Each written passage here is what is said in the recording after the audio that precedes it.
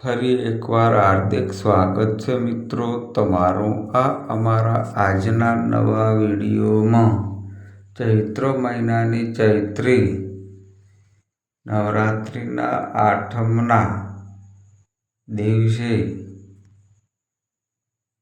કુળદેવી માને આટલું જરૂર કરવાથી તમારા ઘરના તમામ દુઃખનો નાશ થાય છે. આપણા ઉપર, આપણા પરિવાર ઉપર, આપણા સર્વ કુટુંબ ઉપર આપણી કુળદેવી માની અસીમ કૃપા પ્રાપ્ત થાય છે. ચૈત્ર મહિનાની ચૈત્રી નવરાત્રિનો આઠમનો દિવસ એટલે કે કુળદેવી માતાજીનો પવિત્ર દિવસ. આઠમના દિવસે કુળદેવી માને આપણે, તમે અને હું બધા જ માતાજીને નૈવેદ્ય, ધૂપ, માતાજીની સેવા પૂજા, માતાજીના ભંડારા, માતાજીની ધણરોપણ, માતાજીનું અનુષ્ઠાન કરેલ જે હોય એ લોકો ચૈત્રી નવરાત્રિના આઠમના દિવસે માતાજીનું વિશેષ પૂજા આરાધના કરતા હોય છે. ચૈત્રી નવરાત્રિના આઠમના દિવસે કુળદેવી માની જો તમે તમારા સાચા હૃદયના ભાવથી, નિર્વાસ્ત ભાવથી સર્વ જગતનું ભલું થાય, બધાનું ભલું થાય એવા ભાવથી જો તમે કુળદેવીની સેવા પૂજા કરો છો, કુળદેવી માને નૈવેદ્ય ધરાવો છો, એમના નામને તમે ગરીબોમાં ખવડાવો છો, એમના નામથી તમે કુળદેવીમાંથી કોઈ ધર્મનું કાર્ય કરો છો, કોઈને મદદ કરો છો, તો તમારા જિંદગીમાં ક્યારેય પણ દુઃખ નહીં આવે એવી કુળદેવી માની કૃપા થશે. તમારા બધા જ કાર્યો સિદ્ધ થઈ જાય એવી કુળદેવી માની કૃપા થાય. કુળદેવી માં રાજી હોય તો તમારે કોઈ જોડે હાથ લંબાવવાની કે કોઈના પગે પડવાની જરૂર નહીં પડે. આ વાત તમે યાદ રાખજો ભાઈઓ. કુળદેવી માને જે ભજે છે, કુળદેવી માનું નામ સ્મરણ, કુળદેવી માના જાપ, કુળદેવી માને જે લોકો રાત દિવસ અને ચૈત્ર મહિનાની આઠમના દિવસે તો ખાસ જ વર્ષમાં એકાદ વાર જો તમે માતાજીના મંદિરે મઢે કુળદેવી માને નમન કરવા જતા હોય, એમની સેવા પૂજા કરવા જતા હો, એમનું નિવેદ કરવા જતા હો, કુળદેવી માના દર્શને તમે જતા હોય તો 12 મહિના સુધી એક દિવસ ચૈત્ર નવરાત્રિના આઠમનો દિવસ એટલે કે કુળદેવી માના દર્શન જો તમે કરો તો બાકીના 12 મહિના માતાજી તમને સાચવીને 12 મહિનામાં એક વખત તો કુળદેવી માના મઢે જવું જ જોઈએ, એમનો દીવો કરવો જોઈએ, એમના નામનો ધૂપ, અગરબત્તી કે પ્રસાદ ભોગ ધજા તમે જે કંઈ માતાજીનો નિવેદ હોય, શ્રીફળ હોય, ચુંદડી હોય, અગરબત્તી હોય, જે તમારા પૂર્વજો, તમારા વડીલો જે કરતા આવ્યા હોય એવી રહેણી કહેણી પ્રમાણે તમારે કુળદેવીનો નિવેદ કરવો જોઈએ.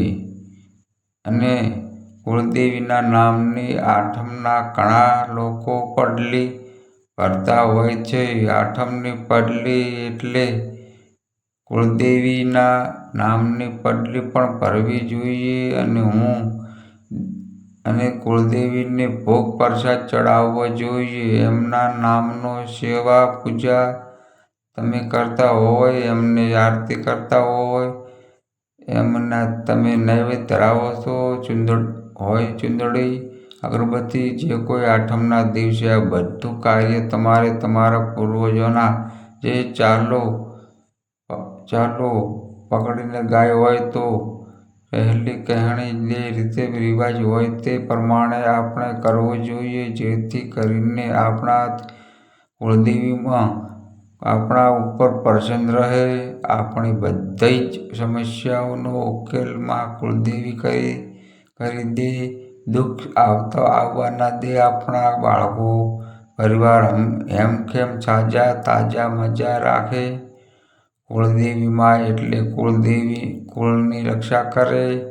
એટલે સમસ્ત આપણું જે કુળ હોય, આપણા પરિવાર, કુટુંબ, બાળકો, પરિવાર બધાને હેમખેમ રાખે, સારી સમૃદ્ધિઓ આપે. સારી રીતે માતાજી અમને દરેક ધંધામાં પ્રગતિ આપે. જે અડચણ આવવાની હોય એમાંથી તમને બચાવી, કોઈ વિઘ્ન આવવું હોય એમાંથી તમને બચાવી 12 મહિના સુધી તમારી માં રક્ષા કરે. પણ જો તમે માતાજીના દીવા કરતા હોય, એમનું સ્મરણ કરતા હોય, કુળદેવીના નામનો જાપ જપતા હોય, કુળદેવીથી મોટું દુનિયામાં કોઈ નથી. જો કોઈ હોય તો આપણા મા-બાપ છે. અને માતા પિતાના આશીર્વાદ, વડીલોના આશીર્વાદ અને કુળદેવી માના આશીર્વાદ આપણા જીવનમાં હોવા ખૂબ જ જરૂરી છે. એટલા માટે કુળદેવીના નામનો કોઈકને મદદ થાય એવો ધર્મ કરજો. કોઈને ખવડાવજો. કોઈને તમારાથી બની શકે તો ધર્મના કાર્યમાં આગળ રહેજો એવી હું આશા રાખું છું. મિત્રો, ચૈત્ર મહિનાની ચૈત્રી નવરાત્રિ અને ચૈત્રી નવરાત્રિમાં આઠમનો દિવસ એ કુળદેવી માનો પવિત્ર દિવસ માનવામાં આવે છે. અને એ દિવસે આઠમના દિવસે માતાજીને તમે નૈવેદ્ય ભોગ પ્રસાદ ચડાવો, એમના દર્શન કરો અને એમના મઠે જાઓ, એમની સેવા પૂજા કરો. તો મિત્રો, દુનિયામાં તમારે કોઈ જોડે નમવાની જરૂર નહીં પડે. તમારા ઉપર ક્યારેય પણ વિઘ્ન નહીં આવે. પણ પૂજા સેવા ભાવથી કરજો. બધાનું ભલું થાય એવો ભાવ રાખજો. માતાજીને આત્મસ્મરણ કરી દેજો. તમારું મન, તમારો જે વિચારો છે એ તમારા હૃદયમાં જે રામ બેઠેલો છે અંદર, આજે ભીતરનો ભરોસો છે એને જગાડજો અને સર્વ માના ચરણોમાં ઢાળી દેજો. તમારો નમસ્કાર, તમારો સ્મત ઢાળી દેજો અને કુળદેવી માને જણાવજો કે માં, તારે તોય હું અને મારે તોય તું, હું જે તે કરે એમાં તું કરજે. તમારો બાળક છું, તમારો છોરો છું.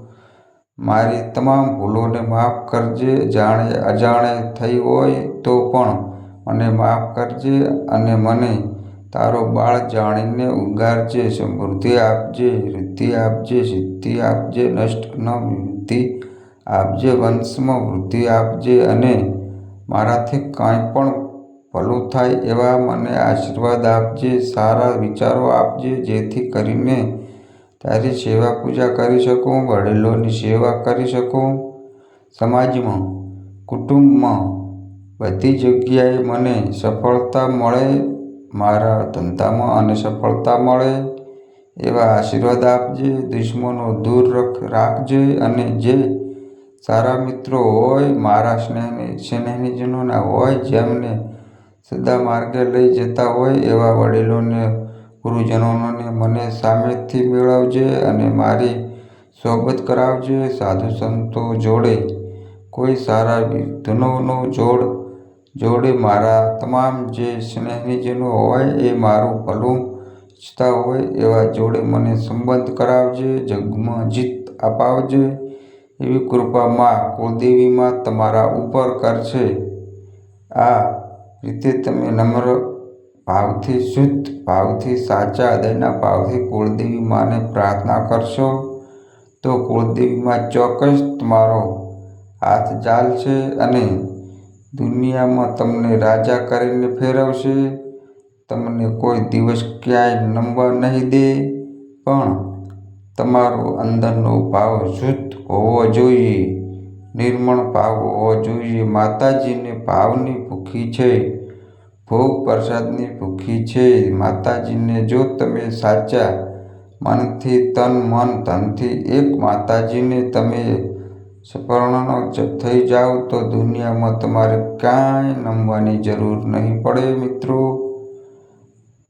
આ વિડીયો તમને ક્યાંથી જોઈ રહ્યા છો, એ ગામ, શહેર, તાલુકો, જિલ્લો જ્યાંથી પણ તમે જોઈ રહ્યા હોય, સાંભળી રહ્યા હોય તો એક કોમેન્ટમાં જણાવજો।